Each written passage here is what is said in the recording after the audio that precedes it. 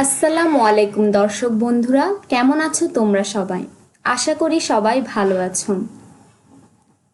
আমি আমার গত পর্বের ভিডিওটিতে তোমরা স্ক্রিনে যে কোয়েশ্চেনটি দেখতে পাচ্ছ সেটির ইন্ট্রোডাকশন পার্টটি দিয়েছিলাম। তো এই ভিডিওটিতে আমি আমার এই নোটটার বডির কিছু অংশ আলোচনা করব। তো তোমরা যদি আগের পর্বের ভিডিওটি দেখে না থাকো তাহলে অনুরোধ রইল এই ভিডিওটি দেখার আগে ওই ভিডিওটি দেখে নেওয়ার।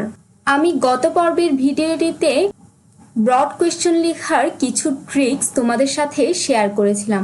সাথে আমি তোমরা স্ক্রিনে যে কোয়েশ্চেনটি দেখতে পাচ্ছ সেই কোয়েশ্চেনের অল্টারনেটিভ কিছু কোয়েশ্চেনও বলে দিয়েছিলাম, যেগুলো আসলেও তোমরা সেম আনসার করতে পারবে।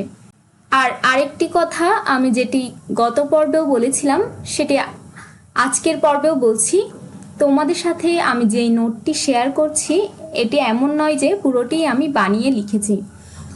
আমি এটি বিভিন্ন ওয়েবসাইট, বিভিন্ন বই, বিভিন্ন নোটবুকস থেকে ঘেটে গুছিয়ে একটি নোট রেডি করেছি। তো তাহলে আজকের ভিডিওটা শুরু করা যাক।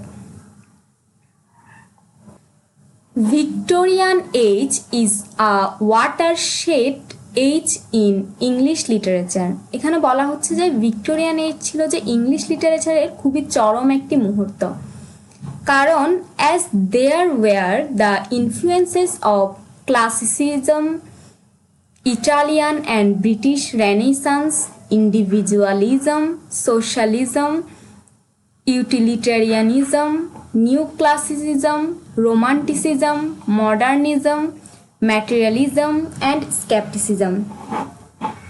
Therefore, there was a lot of confusion and conflict in this age. Conflict between art and life, art and morality, content and form, man and woman, body and soul.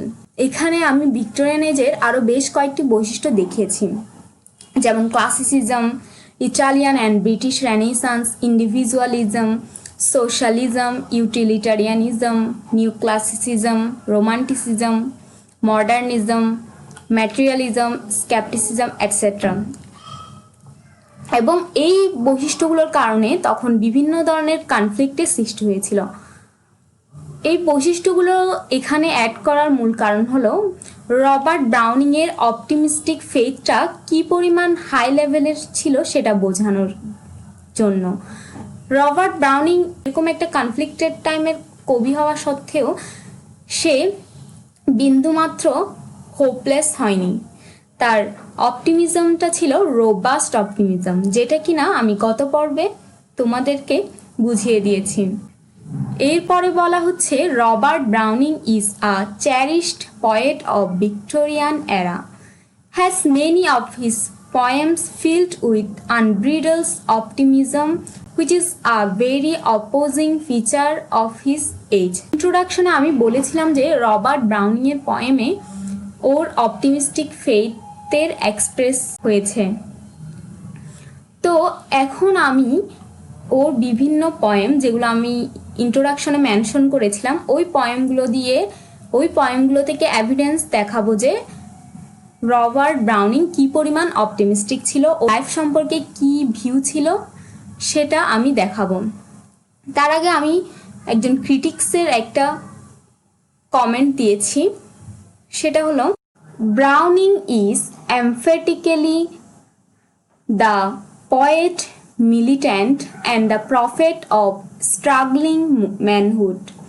His words are like trumpet calls sounded in the van of man's struggle, wafted back by winds and heard through the din of conflict by his meaner brethren, who are obscurely fighting for good in the throng and crush of life. এই কমেন্টটির মূল কথা হলো ব্রাউনিংকে একজন কবি যোদ্ধা হিসেবে consider করা যেতে পারে, কারণ সে ভালোর জন্য যুদ্ধ করছেন। জীবনের জরাজীর্ণতার মধ্যে থেকে সে ভালোর জন্য যুদ্ধ করছে। ভেরি অ্যাপ্টলি রিমার্কস এ ক্রিটিক। একজন ক্রিটিক খুব দক্ষতার সাথে এই কমেন্টটি করেছেন। এরপর আমি প্রথমে দ্য লাস্ট রাইড টুগেদার, যেটা কিনা ব্রাউনিংয়ের খুব বিখ্যাত একটি কবিতা, সেই কবিতা থেকে যে লাইনগুলো ব্রাউনিংয়ের অপটিমিস্টিক ফেথটার এভিডেন্স দেয় সেই লাইনগুলো আমি ডিসক্রাইব করব। The Last Ride Together is an important document of Browning's optimistic philosophy of life expressed in the poem is that of optimism and hope. The lover, having failed, neither complains nor grumbles, but gather manliness and courage.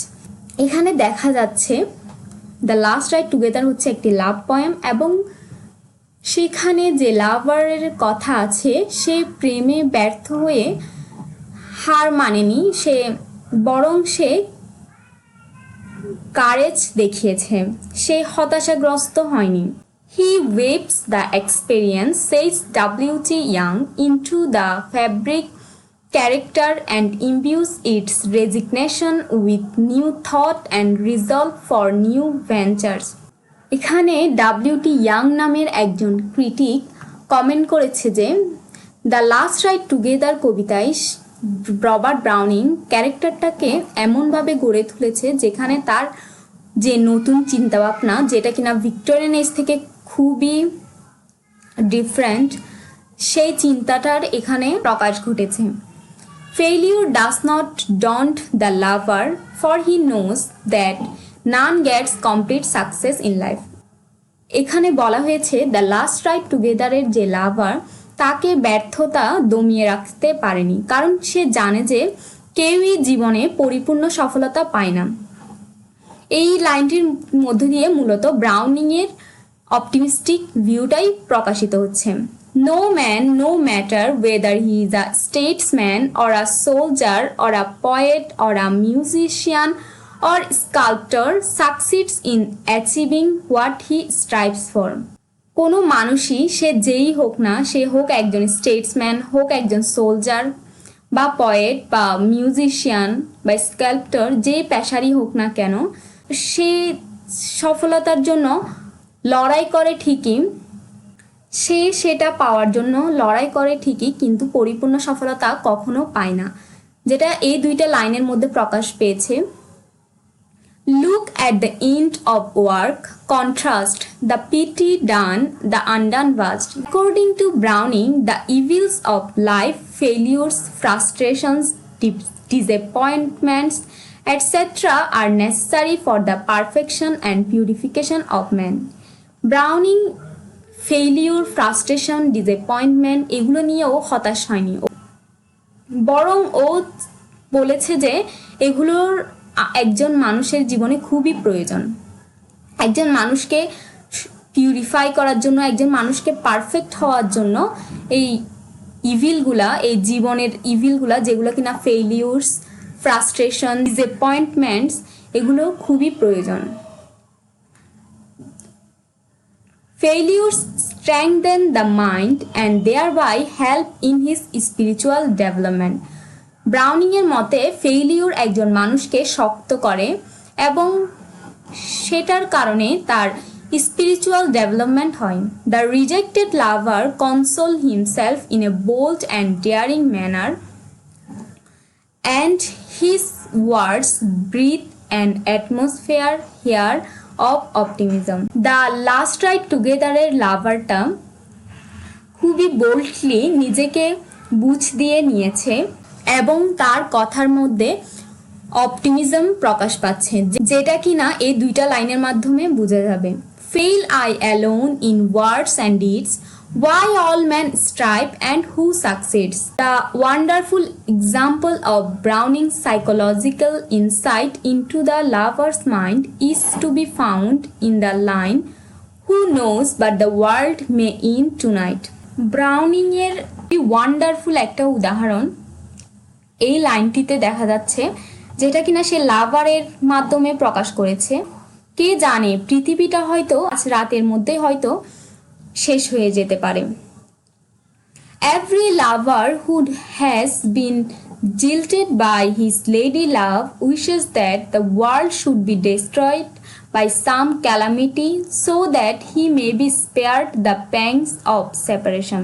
প্রায় সব লাভাররাই যারা কিনা প্রেমে ব্যর্থ হয়েছে তারা সব সময় এই আশা করে যে যাতে পৃথিবীটা ধ্বংস হয়ে যায় কোনো একটা দুর্যোগের মাধ্যমে, যাতে সে এই পৃথিবী থেকে একটা সেপারেশন লাভ করতে পারে, যাতে তার যে যন্ত্রণা সেগুলো থেকে সে সেপারেটেড হতে পারে। A man can not translate all his thoughts into action because of his bodily limitations. তারপর বলা হচ্ছে মানুষের কিছু লিমিটেশনসের কারণে মানুষ তার সব চিন্তাভাবনাকে কর্মে বা বাস্তবে রূপান্তর করতে পারে না। What act proved all its thoughts had been, what will but felt fleshly screen. Browning is optimistic towards failure. Browning হচ্ছে ব্যর্থতার প্রতি অপটিমিস্টিক, সে ব্যর্থতাকে নিয়ে হোপলেস নয়। To him some of the desire must be left unfulfilled, তার মধ্যে কিছু আকাঙ্ক্ষা অবশ্যই আনফুলফিল থাকা উচিত। অন দ্য আর্থ, এই পৃথিবীতে কিছু আশা আনফুলফিল থাকা উচিত। সো দ্যাট যাতে they can be accomplished in the afterlife, accomplished in the afterlife, যাতে মৃত্যুর পরবর্তী যে জীবন তখন যাতে সেগুলো বাস্তবায়িত হতে পারে। So he is ready to face the death, সে মৃত্যুকে বরণ করে নিতে তৈরি। Art being so good, would heaven seem best? Now heaven and she are beyond this right. Browning's optimism is based on immorality of soul, যেটা কিনা আমরা ইন্ট্রোডাকশনেই বলেছিলাম। In the last ride together, the speaker perceives that through their death, his and his beloved's soul will enter into eternity, and their ride will be counting eternally. The instant made eternity, and heaven just proved that I and she ride together forever right. এখানে Browning তার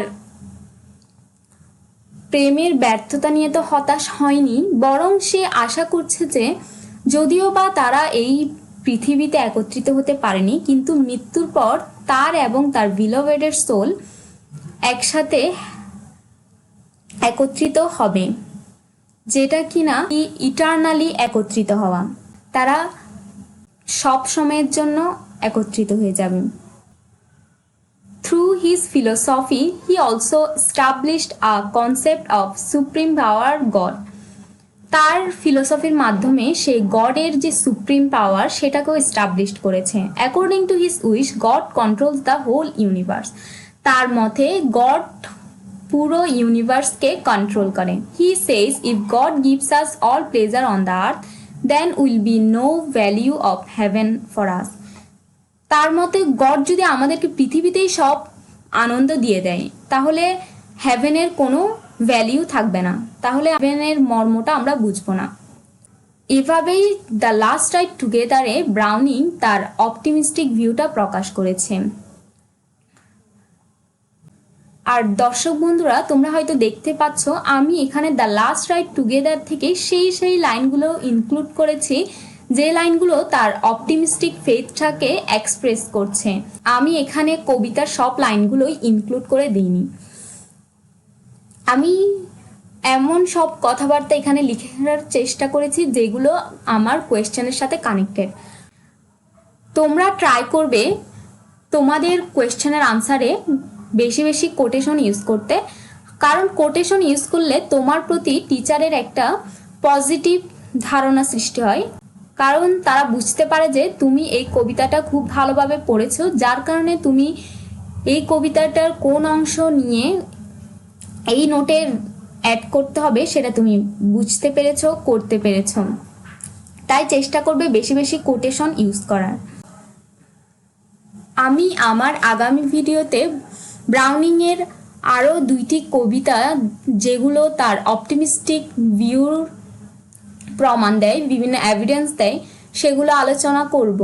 plus Matthew আর্নল্ডেরও কিছু কবিতা আলোচনা করব।